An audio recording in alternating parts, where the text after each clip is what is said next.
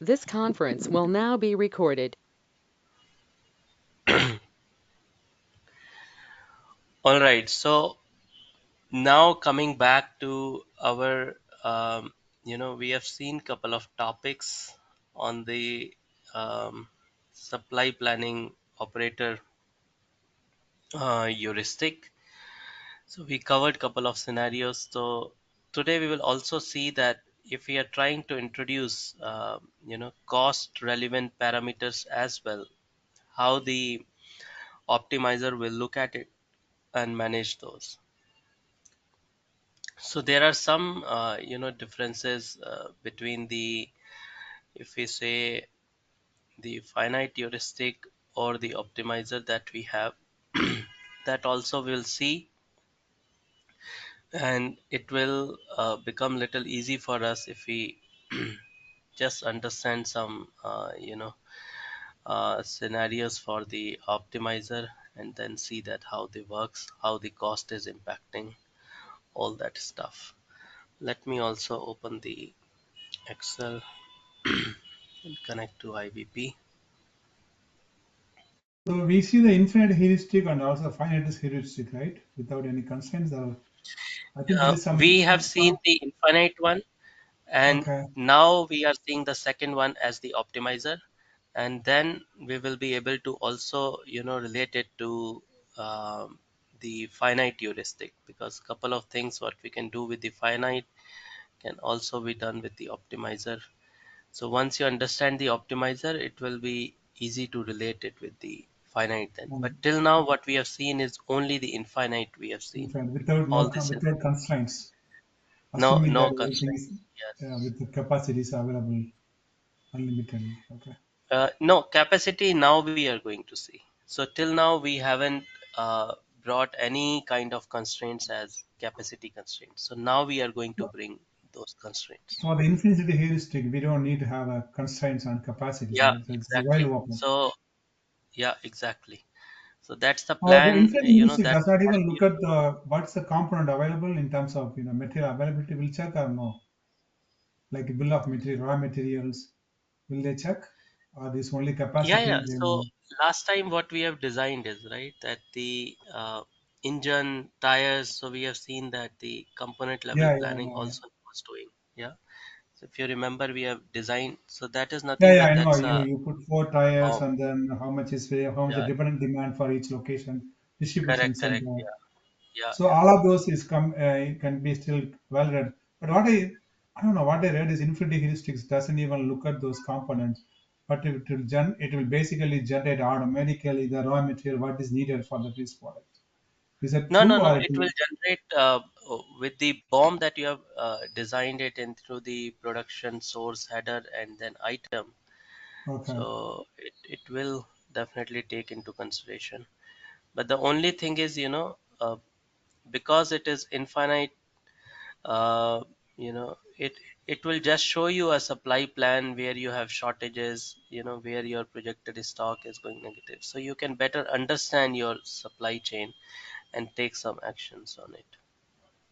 Oh, based on the supply and receipt in the supply networking, if the number, Yeah, yeah, exactly. okay, okay, okay, okay, thanks. Okay, so let me open the master data.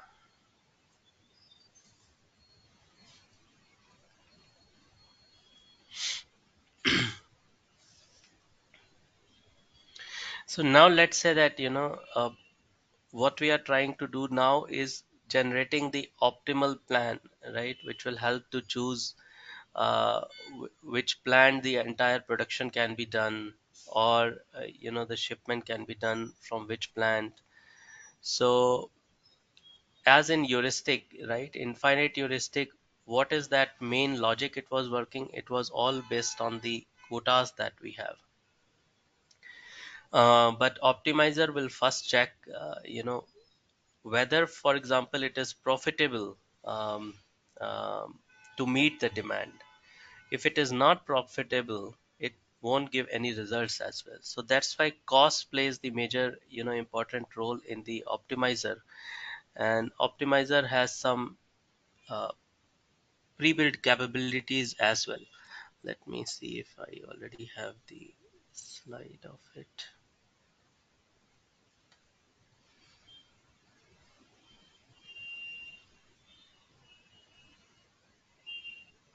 Okay, yeah.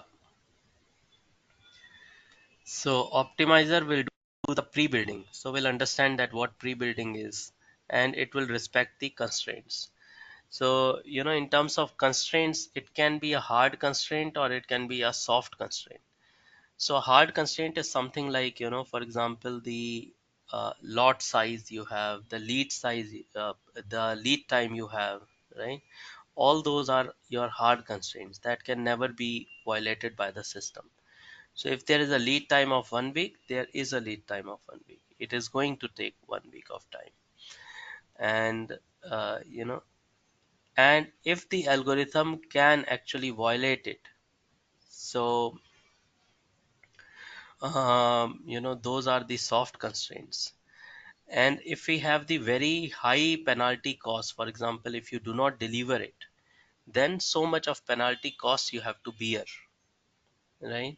So what the optimizer will do, it will uh, definitely give you some kind of plan. The production should happen because the penalty cost is high, and if we have chosen that, the organization's objective is profit maximization, not the delivery maximization. For example, how much we have to deliver. There is 100 quantity that has come up. Out of 100, max to max I should deliver. This is one objective, right? Or my objective could be that I should be purely based on the cost, and I should calculate that, how much of cost I have to incur if I try to build that 100 product, right? Maybe 8 hour shift, I have to pay so much to the resources and utilize so much of electricity in order to build those 100, and that's not cost effective. Maybe optimizer works in that way as well, and it will find out. So if we see the profile of the optimizer, we'll see in a while, right?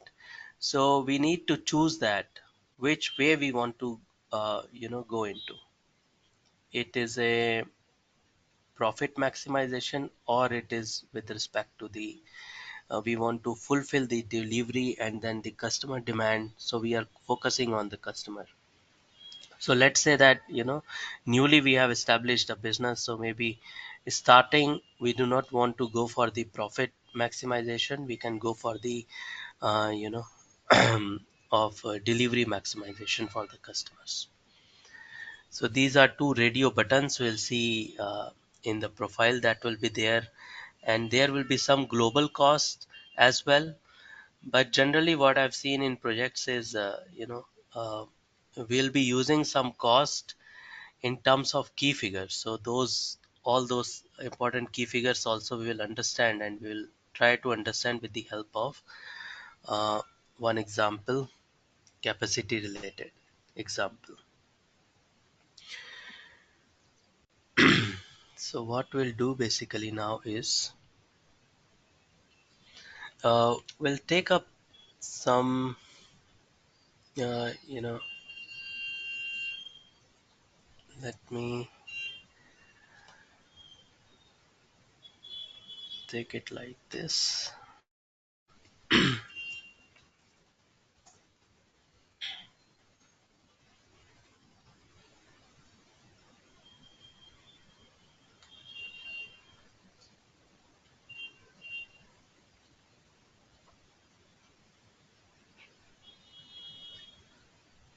So let's say that, we have a particular resource,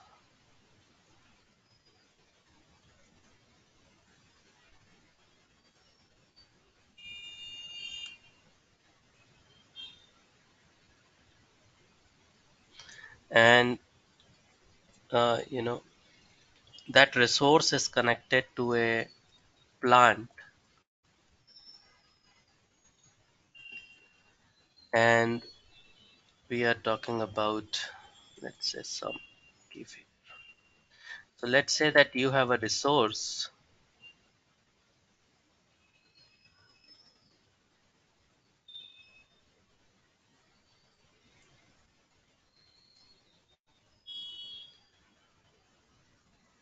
which is associated with a plant. So let's say this is Tata plant 101. This is resource machine 1. And this is associated with a manufacturing plant, Tata plant 101. And we have a capacity supply key figure in which we are storing. This is attribute as a key figure. I can give it in the master data, but then what we have seen, if we give in the master data, that will be static. Let's say capacity supply 50 we have given. That will be across all the weeks, all the horizon that I have for my planning. But if I want to take it, let's say week wise, in this is I think week number 50 or so. Let's say week 50 and week 51. Here I want to say that my capacity is 50 hours per week in a week for this plant, which is related to this machine, which is a resource associated to this manufacturing unit. And in another week, I have some more capacity. Let's say it is 60 hours, maybe one more resource, manual resource I have brought in. And similarly, let's say that I have another plant, because in our supply chain now we have taken two plants. If you remember, two plants, and then we have uh, removed one distribution center, we have shut down. So let's say this is another plant, and we have a capacity here for the another plant, same 50 hours and then 60 hours. So what it will happen is, for example, if there is an order, so now total capacity, we can see that both the plants has 100 in this week, and with that 100, how much they can produce. So how we'll get to know that how much really the production will happen. So one thing is that we are giving the capacity, right? Another important thing is that we also talk about this. So this is first portion, and then we also have something called as, so let's say that for the same resource I have, and the source ID which I have used in my bomb production source. So that source ID, and let's say here also I have a specific key figure. Let's say my source is,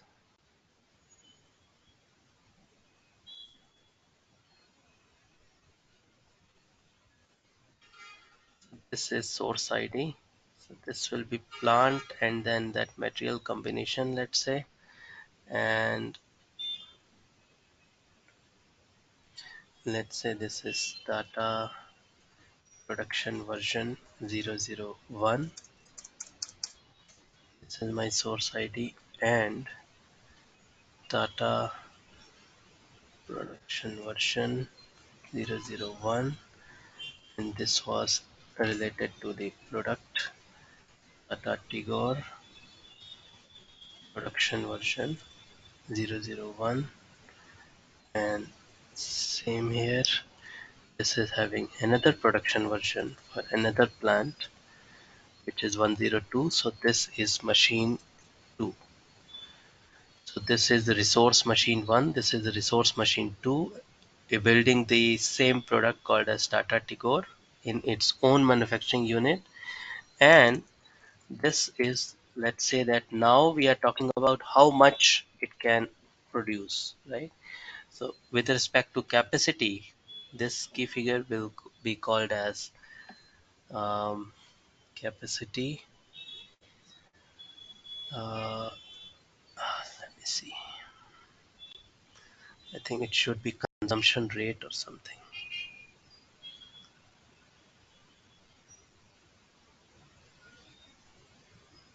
So there is no product involved in the capacity planning, is it? So it's only the source. You do at a resource. Resource is important here. Uh, Okay. Now this source ID will be connected to your BOM where your product and all will be there, and this is Okay. connected to your resource ID. Okay, so the connection is there. Yeah, so this is the one, capacity consumption rate. So let us come back. Consumption rate, and this is also the same.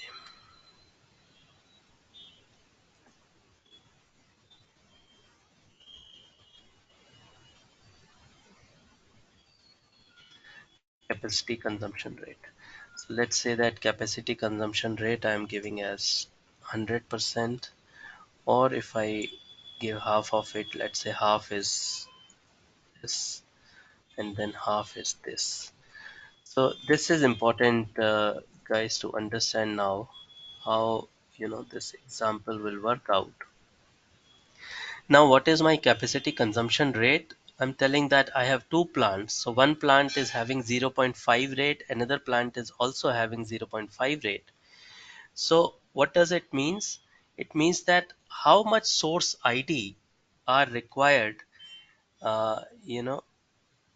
Let's say one source ID is having the consumption rate as zero point 0.5 hours. Then with the capacity of 50 hours in a week, how this will work. So I'll just put it simply here so that you can understand. So one side you have the source ID, another side that in consumption how many hours. It means you can produce one source ID in zero point 0.5 hours. If you have the consumption rate of zero point 0.5, this is how you can understand that one source ID, one unit, you can produce it.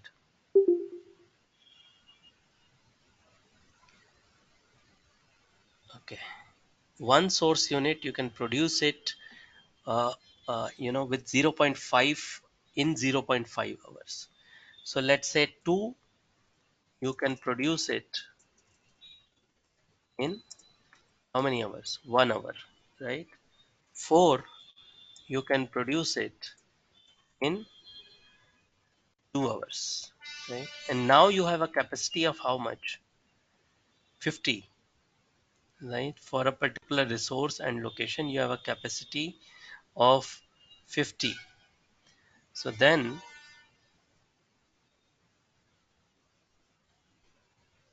I don't. Can you correct me here? The produce. capacity supply number, right? The quantity 50. What is it? Is this a unit of measure or what is it? It's like It's a um, capacity in a week. For example, how many, you have a resource as a machine. So how much capacity you have in order to produce in a day.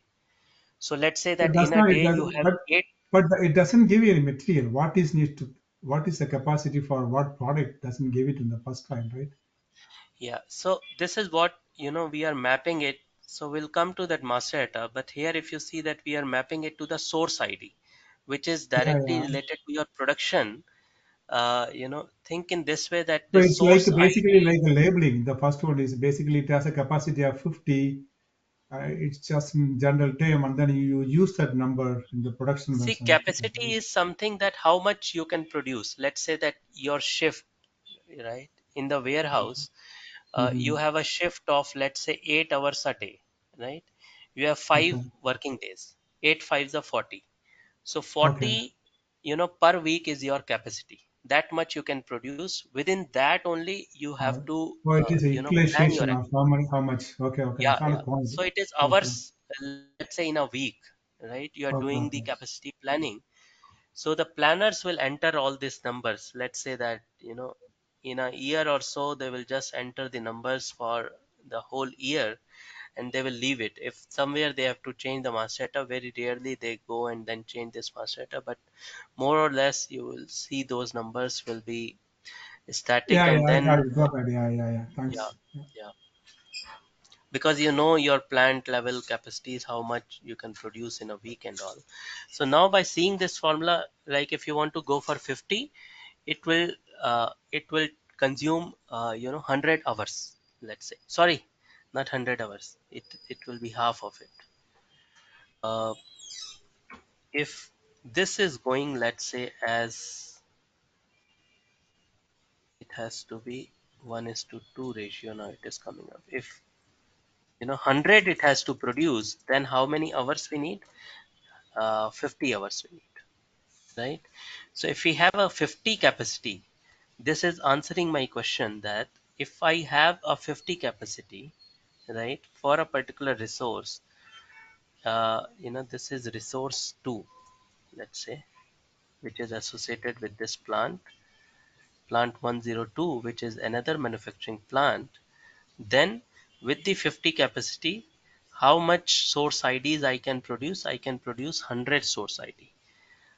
One plant having the capacity of 50 can produce 100. I have how many plants? I have two plants, right? So two plants I have. So let's say plant 1 plus plant 2 will become 100 plus 100. How much I can produce? Maximum 200, right? So just understand these calculations once again. So capacity, I'm calculating it. Let's say in a day, I have a capacity of 8 hours. I have resources available, the machineries and the excuse me, physical resources, and then I'm just converting into a week. So let's say that maximum of 50 hours, in a week I have the capacity in order to do the production, and I'm relating it to the source IDs with my BOM, which I have already constructed, right, as a part of BOM. And in my production version, what I'm telling that what is my consumption rate, right? What is my consumption rate? And here we are understanding what exactly is the meaning of this consumption rate is. Zero point 0.5 hours are needed, right, to produce one source ID. Then to produce two source ID, you need 1 hour. In the same way, if you have 50 uh, hours of the capacity in a week, then how much maximum you can produce with single plant? 100. Now how many plants you have? You have two plants, plant 101 and then plant 102. So with the help of that, how much maximum you can do? You can do maximum of 200, not more than that. So how we now you relate it, you know, to the heuristic. If the demand was coming for 300, heuristic, infinite heuristic was just running and producing the receipt of 300 because there was no such kind of constraints. But now when we have the demand for, let's say, 300, and we have told the optimizer to go for the profit optimization mode, right? What the optimizer will do, it will just see that how much of capacity we have, 200.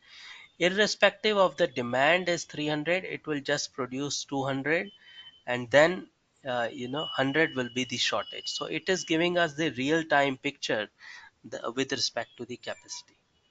Is it clear, guys?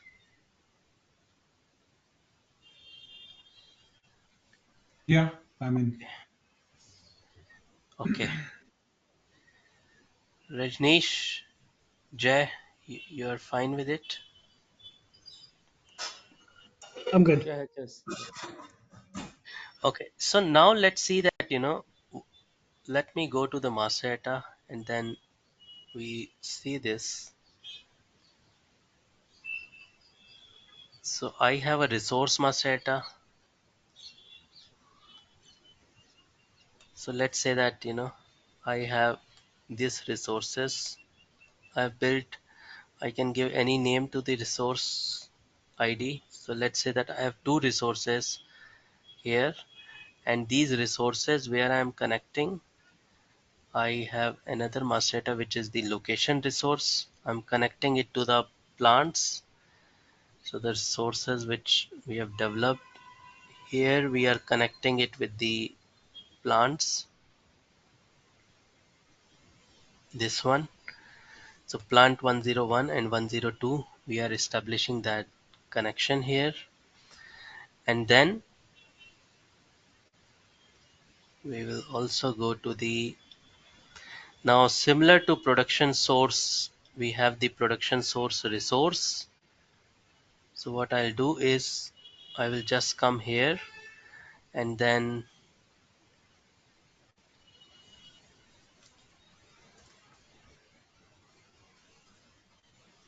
whatever the source IDs I have taken in my BOM. So let's say that the production source header.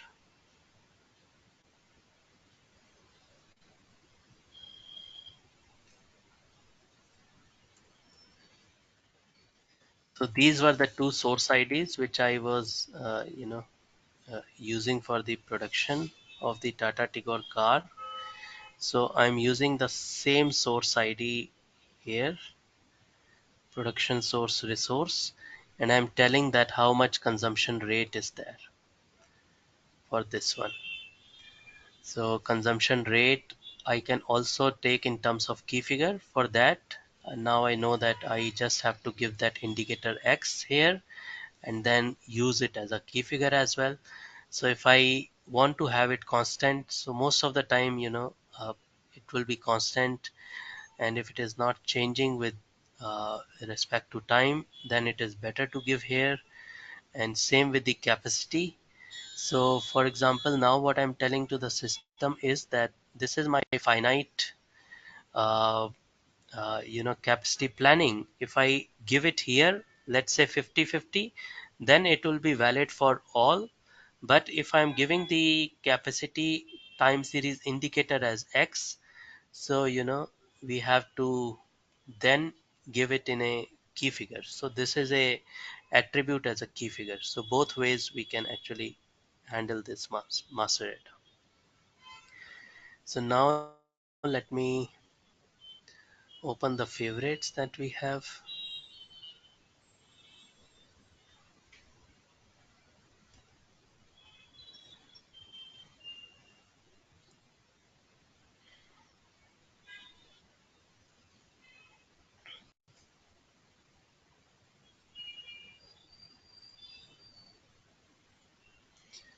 So now for a particular resource, uh,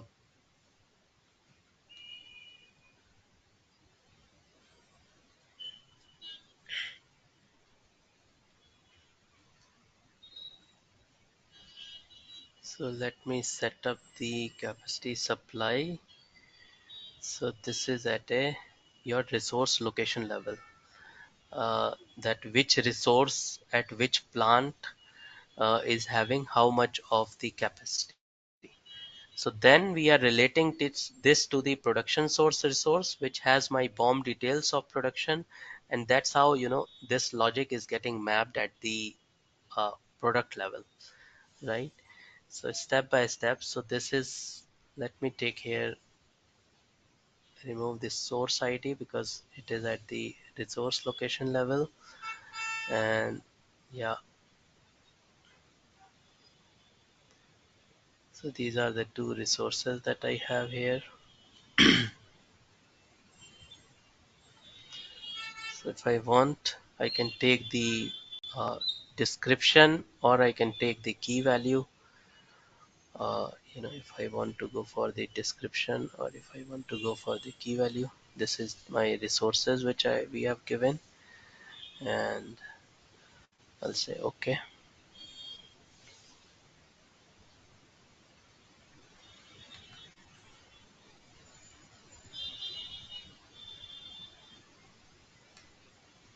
So I think this is the current week. Let me check one more time.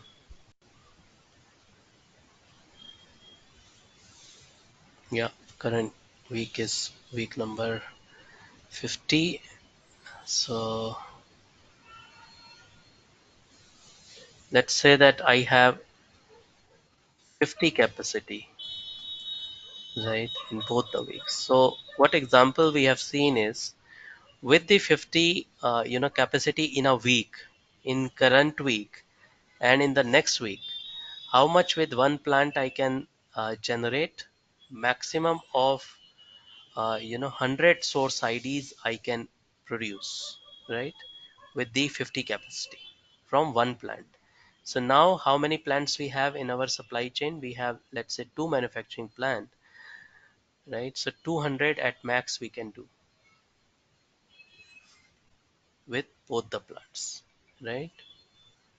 So let me just save it because we have seen it now on paper. So we'll see that how the algorithm brings those results.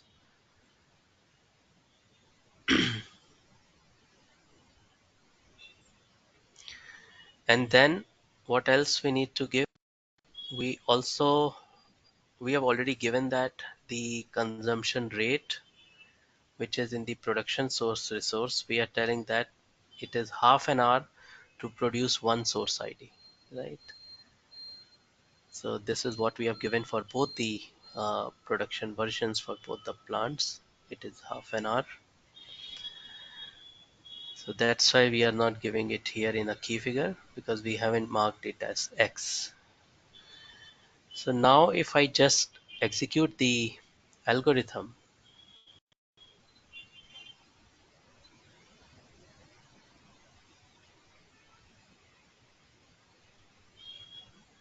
so let's say this is my current week.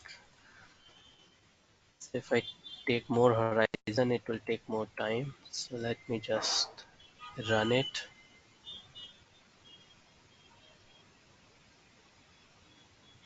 Oh, sorry, I don't know if I haven't given any demand. Okay, let it complete and let me give some demand. So this customer receipt is, I think, from the earlier heuristic run. It should wipe off now because we don't have any demand and we don't have any cost associated with it. Yeah, so it has wiped off. Let's say that we have a demand of 300 and then we have a demand of 200 here in this week. So how much is the total capacity? It is only 200, right? So we should see 100 should be the shortage for this week. It should only generate the receipt of 200, right? Here. And the important thing is now one of the cost, this is a standard key figure, which is the non-delivery cost rate for customer demand. It means that we are putting a kind of penalty that, if this much is not, let's say, is given to the customer, right? If this is not produced and then delivered to the customer, then the penalty is going to be this much of, let's say, USD dollars or, any currency. So generally what we do as a planning, right, we'll give some high cost so that when the optimizer see that there is so much of penalty, let's say this penalty will, how this will be treated, this will be for 1 unit of product if you do not deliver, right? It depends on the agreement, um, um, let's say with the contractor or the supplier, that if you don't deliver 1 unit, let's say this much of cost you are going to incur, and if you don't deliver 300 unit, then company has to bear so much of loss. So if we keep this cost high, then optimizer is restricted to to go for the solution to build up, because when I do the profit maximization algorithm, when it the optimizer thinks from that perspective, then it will think that so much of cost it has to bear, and it if it leaves, then so much of loss it has to happen. So let me save this demand and the cost. So we'll see some other cost parameters as well, scenario by scenario. So this is our scenario number one, where we are just seeing that how the optimizer will now behave. So let me run one more time now. So what should be the customer receipt, guys, in week number 50? Can you tell me?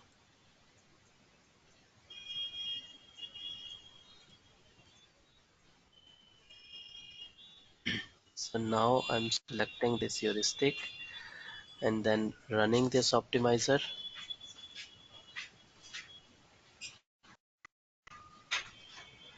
So guys, what should come here in week number 50?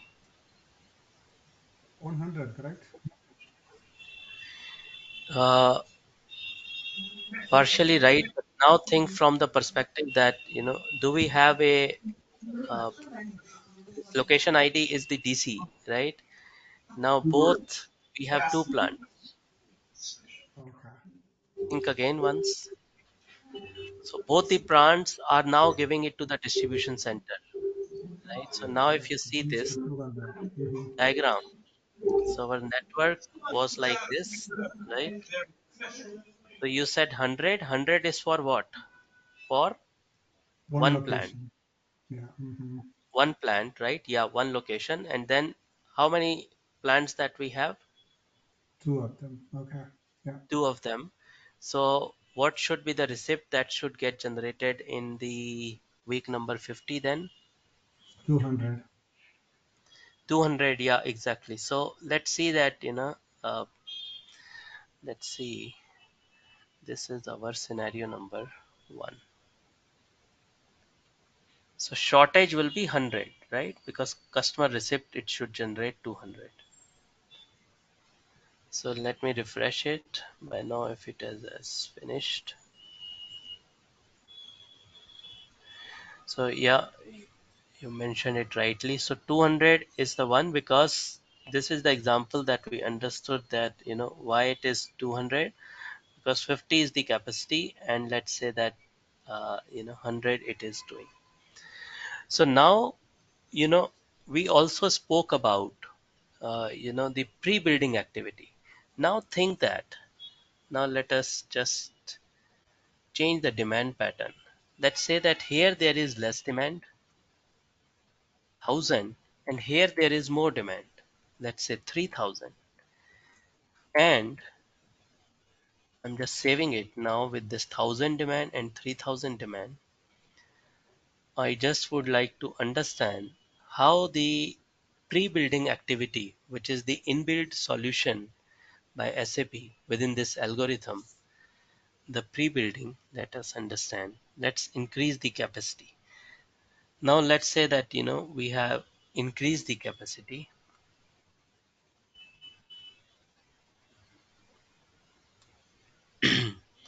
to 500. So with the same example, if I have increased the capacity to 500, so how much then it can produce? So if this is 500,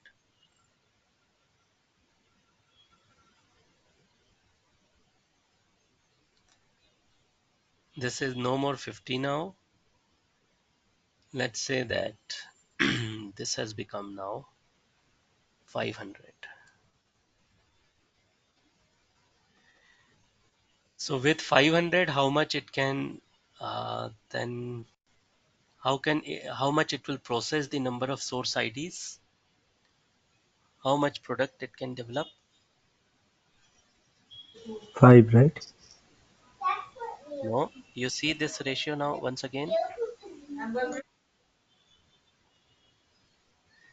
1000, right, from one plant.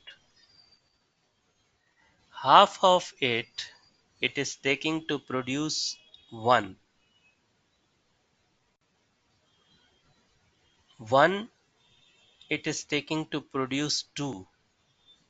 50 Yeah, it is right. taking to produce 100. You just now Yeah, think twice mathematically, of the, yes, twice twice of of it. 500. Yeah, Yeah, so if even if you don't want to think logically, if you just see mathematically, you will just see twice of it. Now twice of it is via which with one plant, right? Now you have two plants again. So maximum is how much? 2000. So now let's understand the pre-building concept. So now what the optimizer will do, if I have a demand of 1000 and then 3000, what the optimizer will do here, maximum how much it can do, it can do 2000, right? This is the maximum capacity.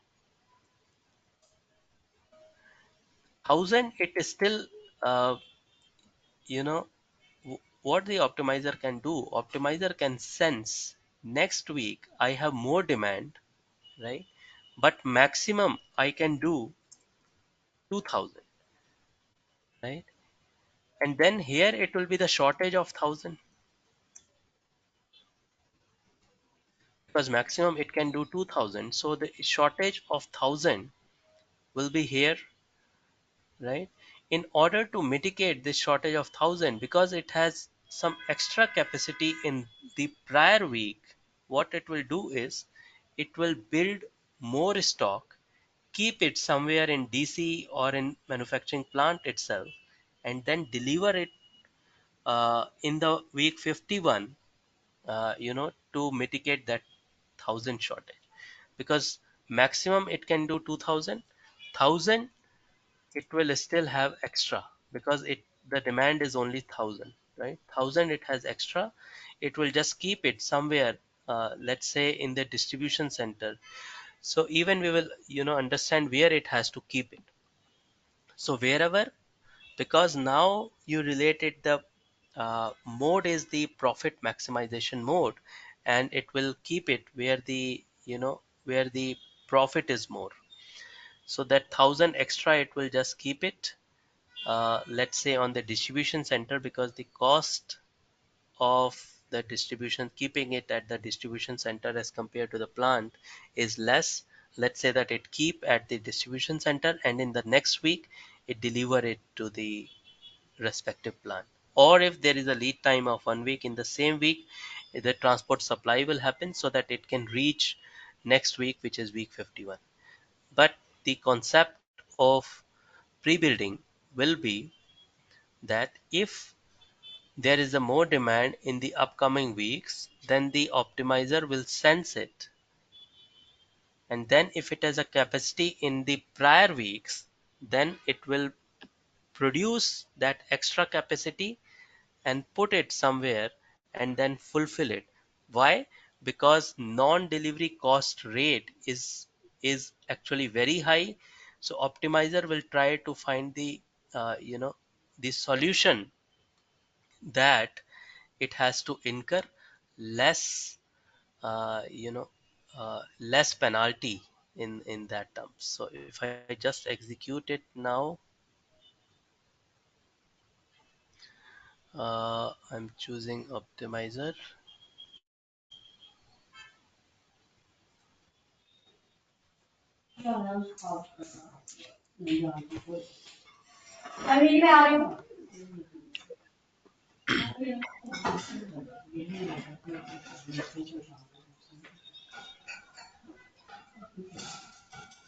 Yeah, let it finish.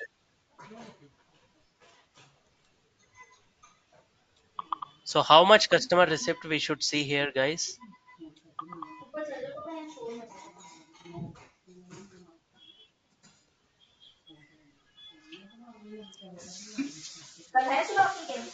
Huh? No, no. This is 2000, right? So how 2000 much for this customer week. receipts we should see here now? I 2000. think by now it would have been finished.